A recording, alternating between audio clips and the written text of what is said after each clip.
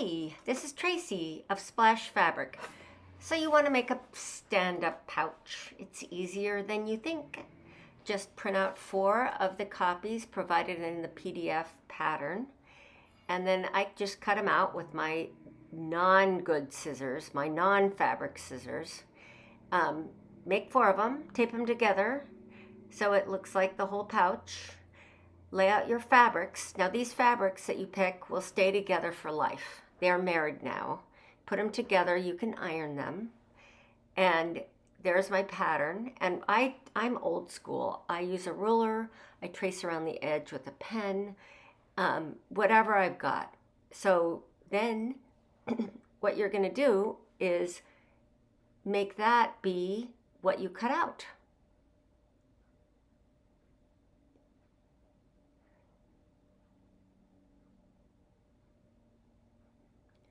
You get the idea. So now I cut out on my lines that you can't see here, but they're there. And you can do this with a rotary cutter. I'm just not used to a rotary cutter, so I'm old school. I use my scissors. And be as careful as you can, but you know, it's also a forgiving thing. You don't need to seal the edges as you sew, and so if you end up with a piece that sticks out a little too far, you can just chop it off after you sew your seams together. No need to bind or serge. Okay, now fold it so that the outside is on the inside of the fold, right? Now I just went off screen and sewed the first side seam. And I'm taking my zipper and pulling it apart so I only get one side of the zipper. Now I find the outside and pin it, or you can use pins or clips. And the teeth side is down on this zipper tape and the soft side is up. That's what you're gonna sew through. And you just put it all the way around that top edge so it doesn't wiggle, things don't fall apart, don't get off kilter in the sewing machine. And I use a regular foot. I don't even use a zipper foot. Then it gives me a little bit to fold over and stitch again with the top stitching. See, I'm just showing you how to do it. Okay, now it's sewn down. Now I just fold it over so it's flat on top.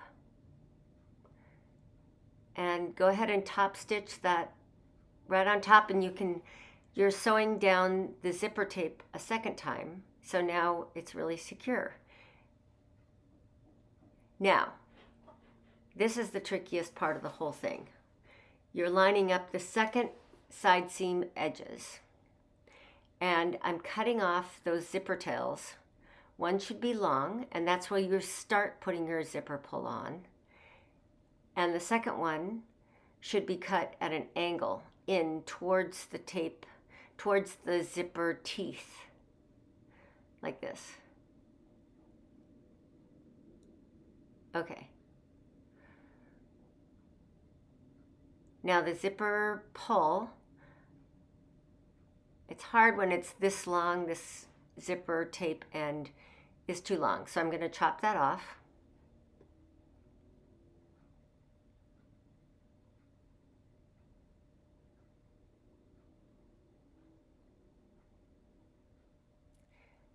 Now you can feed that on. It's going to look like it's upside down here. So one side is on. And now the second side that you chopped at an angle is going to more easily fit into the other side of the pull. So the teeth will grab inside that zipper pull. And it's a little tricky the first time you do it. You're going to try it again and again. See, I'm fumbling a little bit. There, I got it. Okay. Now you hang on to those 2 ends of the zipper tape together and yank it on, and the teeth catch, and now you have your zipper on. Whew, okay, that was the hardest part, literally. Now those side pieces are even. That's gonna make your zipper not twist on top. Now I'm moving on to a little piece of webbing. First I cut it 4 inches, that seemed too long, so it should be better to be 3 inches. And you're gonna seal the ends. I use a nylon webbing, so I seal those ends so they don't fray and pull out.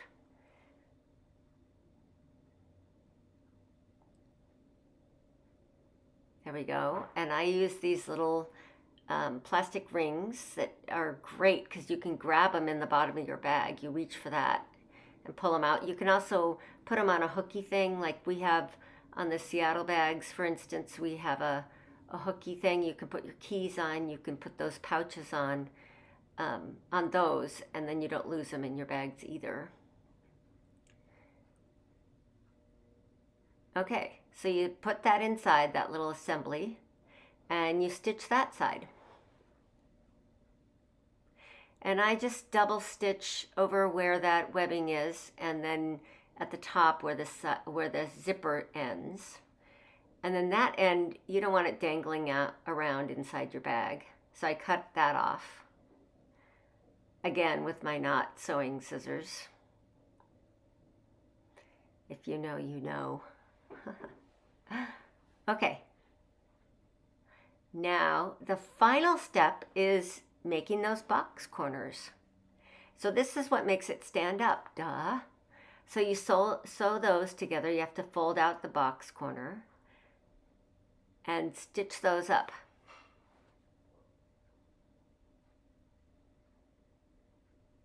There we go. See, and this is what I'm talking about. If you end up with some scrappy bits, just chop them off. Nobody cares. That one looks pretty good. Okay, turn it right side out.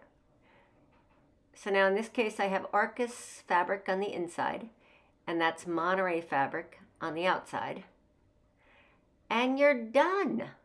First one done. Now I recommend you go back and cut down your pattern to make the medium, and cut down your pattern again to make the small, and then you have a set. Fill it up.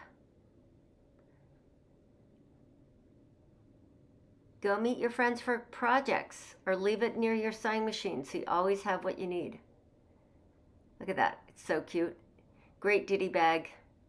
And did you know I got kittens? So now when you look at my website, they're gonna be on every picture. Sorry, not sorry. Thanks. See ya, splashfabric.com.